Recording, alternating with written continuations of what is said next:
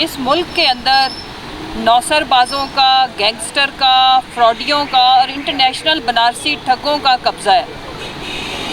और वो जो इंटरनेशनल बनारसी ठग हैं, उन्होंने, आप इमेजिन करें कि इस मुल्क के साथ और आवाम को ये क्या समझते हैं, 22 करोड़ आवाम को मजाक समझा हुआ है कि अपनी गवाही के लिए हमने एक सुना होगा कि ख्वाजे दा गवाह डड्डू, यानी कि पीडीएम की और जियो ने जिस बंदे को ऑनर किया वो ऐसा ही बंदा इनको सूट करता है, पीडीएम का नुमाइंदा। अब अल्लाह की शान, इन पे इतने बुरे दिन आ गए हैं कि दुनिया में जो मोस्ट वांटेड क्रिमिनल है उसको ये ले आए हैं खान साहब को माशाल्लाह स्टिग्माइज़ करने के लिए। यानी कि अब उमर ज़हूर और उमर फ़ारूक ये बताएगा पाकिस्तानी 22 करोड़ बाशऊर अवाम को कि खान साहब ने घड़ी कैसे बेची और उससे क्या हुआ। ये जो कुछ कर रहे हैं, या देखें, याद रखें कि एक हम काम कर रहे होते हैं और एक अल्लाह का निज़ाम है, कुदरत का निज़ाम है। और इन बनारसी ठगों को, चोरों के टोले को ये समझ ही नहीं आ रही कि नेचर भी अब इनको सपोर्ट नहीं कर रही। इतने ज़्यादा मखलूक की, अल्लाह की आवाम की जो आवाज़ है या दुआएं हैं खान के साथ, और इनके लिए जो बद्दुआएं हैं वो इनके अंजाम की तरफ इनको तेज़ी से गामजन किए हुए हैं। वो बंदा जो money laundering, corruption, bank fraud के अंदर उसका पूरा ख़ानदान, एक भाई ने भी बैंक लूटा यानी कि बैंक फ्रॉड में मुलविस था, दूसरे भाई ने एक मर्डर किया और जेल के अंदर है, और तीसरा ये भाई जिसने अपनी बेटियां स्मगल कर दी। और फ्रॉड के साथ इस मुल्क के उसकी कारीगरी ये देखो कि वो इस काम में एक्सपर्ट कितना है कि वो गलत पासपोर्ट के साथ वालदा और वल्दियत चेंज करके वो अपनी बच्चियों को यहाँ से अगवा करके ले गया। वो आके एक चैनल के ऊपर जिसका नाम जांग ग्रुप, जियो ग्रुप है, माशाल्लाह से, और मैं तो कहती हूँ कि इनके तो इन गलतियों के ऊपर हमें वारिस सदके होना चाहिए कि ये अपनी तबाही और बर्बादी खुद माशाल्लाह ऑनर करते हैं। और वो तेज़ी के साथ प्रॉम्प्टर राइटर, जिस तरह से आपको पता है कि न्यूज़ एंकर भी बहुत बेहतर इससे प्रोग्राम वो ख़बरें पढ़ के सुनाती हैं, जो उन्होंने लिखा हुआ स्क्रिप्ट पढ़ के सुनाया, साबित हो गया वो जो दुबई की वो जो ब्रांडेड एक वो जो वॉच की जो कारोबार करती है शॉप, उसने अपने सर्टिफाइड वेरीफाइड अकाउंट जो उनका पेज है उसके ऊपर उन्होंने बता दिया कि ये घड़ी उन्होंने बेची, और उन्होंने जिसको बेची है वो उमर फ़ारूक नहीं है, और उन्होंने जिससे ख़रीदी है वो भी हमने ये घड़ी इस्लामाबाद में बेच दी। उसके बाद एक चीज़ है जिसको हमने डिक्लेयर किया अपने एफबीआर के अंदर भी, इलेक्शन कमीशन के अंदर भी जो हमारा था, और अपने सारे जो लीगल डॉक्यूमेंट्स हैं उनके अंदर डिक्लेयर कर दिया कि एक चीज़ तोशा खाना से जो पहले ये लोग 20% पे ख़रीदते थे, 50% पे ख़रीदी, उसकी एक्चुअल प्राइस का 50% पे करके और उसको बेच दी। जब आप कोई चीज़ बेच देते हो तो उसके बाद आप पीछे एजेंसियाँ भी लगा देते हैं कि ज़रा पता करें उससे किसने ख़रीदी, उससे किसने ख़रीदी, उससे किसने ख़रीदी। आपका बयानिया पिट चुका है, आप तबाह बर्बाद हो चुके हो अपने इन झूठों के बोझ तले। खान साहब के ऊपर करप्शन के चार्जेस लगाना बिल्कुल उसी तरह चांद के ऊपर थूकने के बराबर, और वो थूके इनके मुंह के ऊपर आ रही हैं। अभी मैं यहाँ पे प्रेस कॉन्फ्रेंस करने से पहले एक क्लिप सुन रही थी अभी जिसमें एक जोकरे आज़म कहता है कि मेरे ऊपर अगर एक धेले की करप्शन भी साबित हो जाए तो उस वक्त मैं अगर मर भी जाऊँ तो मेरी कब्र में से लाश को निकाल के, ये ऑन रिकॉर्ड है, टांग देना खंबे पे। यानी कि कॉन्फिडेंस का लेवल चेक करें कि उसको ये पक्का यकीन है कि उसकी ज़िंदगी में कभी भी उसके ऊपर करप्शन जो है ना, इस मुल्क का जो निज़ाम है ना, वो साबित नहीं कर सकता। और अगर साबित हो भी गई तो वो अनाउंस नहीं करने देंगे, जो कि 16 अरब रुपए के केस में, मलिक मकसूद चपड़ासी के केस में हुआ। चपड़ासी साहब जन्नत को सुधार गए या जिधर भी सुधार गए, लेकिन वो अभी भी ये कहता है कि मेरी कब्र से आपने कब्र उखाड़नी है, पाकिस्तानी अवाम को बताता है, और फिर मेरी लाश को खंबे से टांगना है, क्योंकि मेरी ज़िंदगी में तो ये होने वाला नहीं है। जितना निज़ाम को हमने जकड़ा हुआ है ना, तुम लोगों का 22 करोड़ आवाम का बाप भी ये नहीं कर सकता कि हमारी करप्शन साबित करे। दूसरी रहेगी बात, खान साहब ने जो एक बात अच्छी की है ना, जो मुझे ज़ाती तौर पर पसंद आई है, इनफ इज़ इनफ।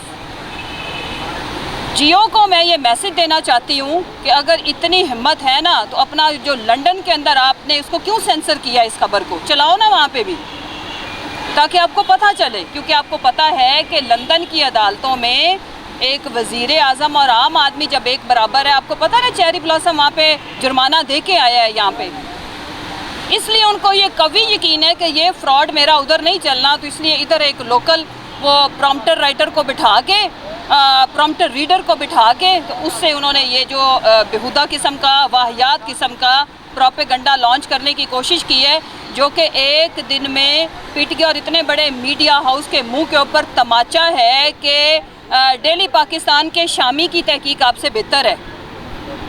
उसका वो वीलॉग पड़ा हुआ है, ज़रा उसकी साइट पे जाके देखो, वो काफ़ी है। तो आपने क्या समझा है? मेरा ख्याल है कि शामी के बराबर के यहाँ पे हमारे माशरे के अंदर उससे कहीं ज़्यादा अक्ल वाले, पढ़े लिखे, बाशऊर पाकिस्तानी मौजूद हैं यहाँ पे इस चीज़ को अंडरस्टैंड करने के लिए। और हमारा जहाँ तक ये जो हकीकी आज़ादी मार्च है या खान साहब की ये जो मूवमेंट है, वो अपनी ज़ात के लिए नहीं है जिसके लिए वो 4 गोलियाँ खा के बैठे हैं यहाँ पे। ये पाकिस्तान के लिए, और पाकिस्तान के लिए जो हमने तहैया किया है। जब गोलियों से हम नहीं रुके तो ये जो झूठा प्रोपेगेंडा है उससे हम कहाँ बाज आएंगे। हकीकी आज़ादी मार्च तुम लोगों ने वज़ीराबाद के अंदर जिस तरह से हमें जान से मारने की कोशिश की थी, बचाने वाली अल्लाह की ज़ात है। आज मैं आपको मैसेज देती हूँ कि ज़रा जाके देखो कि चिन्योट के मनाजिर, फैसलाबाद, सरगोदा के मनाजिर, और कल के सराय आलमगीर के मनाजिर, जेलम के मनाजिर, आज दीना के मनाजिर देखना और चुल्लू भर पानी में डूब के मर जाना। क्योंकि पाकिस्तान की आवाम, बाशऊर आवाम अब बेशऊर नहीं हो सकती तुम्हारा घड़ी का एक प्रोग्राम देख के। तुम लोगों की अपनी घड़ियां कम रह गई हैं। जितनी घड़ियां, जितनी सायतें बाकी हैं, उसके लिए 3.5 सालों में टिल का जोर लगा के ये 13 जमातें और इनके हैंडलर, और उन हैंडलर के हैंडलर्स निकाल के क्या लाए, तोशा खाना से एक घड़ी, 4 गाड़ियाँ जिनका केस आज भी नैब के अंदर मौजूद है, ये डाकू ले गए। और गाड़ियाँ आज के कानून के मुताबिक भी तोशा खाना से लेना अलाउड नहीं है, वो रियासत को गिफ्ट होता है। तो इंशाल्लाह हम आपको आपके बयानिए की भी मार मारेंगे। और आखिर में मैं पाकिस्तानी अवाम का दिल से शुक्रिया अदा करती हूँ कि जब ये प्रोग्राम हुआ तो हम सोच रहे थे कि हमने इनको कैसे कैसे जल्दी से, मतलब अपनी सारी हमने इन्फॉर्मेशन इकट्ठे की तो हमने इनको जवाब देना है। मैं आपको ईमानदारी से बता रही हूँ, हमारे रीबटल से पहले कल फवाद भाई ने जो प्रेस कॉन्फ्रेंस की, उससे पहले आप लोगों ने जिस तरह अपने आप को, पाकिस्तान के हकीकी लीडर को जिस तरह से डिफेंड किया है, सलूट है आपको। और ये इंशाल्लाह इनकी अगली सारी साजिशें दम तोड़ देंगी, बिकॉज़ पाकिस्तान की आवाम इमरान खान को डिफेंड कर रही है हमसे पहले। हमने बाद में प्रेस कॉन्फ्रेंस करी और उससे पहले 22 करोड़ आवाम ने इनको मुंह तोड़ जवाब दिया और ऐसे ऐसे हकायक सामने लेके आए जो हमें भी नहीं पता थे। हमें सिर्फ ये पता है कि एक घड़ी हमने, जो हमारा लीगल राइट है, लीगल कोर्ट में जाए ना मीडिया, शाहजेब कोई कोर्ट है, कोई नैब है, क्या है, जाके केस करो ना अगर कोई गलत हुआ है तो। अवाम ने इनको मुंह के ऊपर जूता मारा है और ये जूते 22 करोड़ अवाम, फी बंदा 2 जूते, तो 44 करोड़ जूते रोज़ाना तुमको पड़ेंगे। तैयार रहो, हकीकी आज़ादी आके रहनी है। जो बाशऊर अवाम है, इन्होंने बेशऊर नहीं होना। और इंशाल्लाह मेरा वादा है शहबाज शरीफ आपसे कि पाकिस्तान बदल रहा है, अवाम बदल चुकी है, अदलिया हमारे मुल्क का निज़ाम भी बदलेगा, पर वक्त इंसाफ फराहम करेगा और उस वक्त इंशाल्लाह अल्लाह आपकी ज़िंदगी सलामत रखे। हम ये चाहते हैं कि हमें कब्रों तक ना जाना पड़े, हम जिंदा सलामत आपको कानून के कटहरे में देखें। बहुत शुक्रिया। काफ़ी तनकीद हो रही है आप लोगों के ऊपर, यहाँ पर जो पुलिस की डिप्लॉयमेंट की गई है और जो बुलेट प्रूफ शीशा आ रहा है कि ये कहा जा रहा है कि ये पंजाब हुकूमत की जानिब से ये पे किया, क्या ऐसा ही है या पाकिस्तान तहरीक इंसाफ खुद ये सारे इंतजाम? पाकिस्तान के सबसे पॉपुलर लीडर को सिक्योरिटी फराहम करना हमारी ज़िम्मेदारी है। अगर वो पंजाब में मुकीम है तो पंजाब की गवर्नमेंट की ये ज़िम्मेदारी है। बाकी जहाँ तक रहेगी बात कि जी इनके पास प्रोपेगेंडे करने के अलावा है क्या। जब उनके बेटे आए तो जो उनको प्रोटोकॉल दिया गया है, भाई उनको सिक्योरिटी में यहाँ पे लाके बिठाया, नेक्स्ट डे वो फिर एयरपोर्ट के लिए खाली निकले हैं।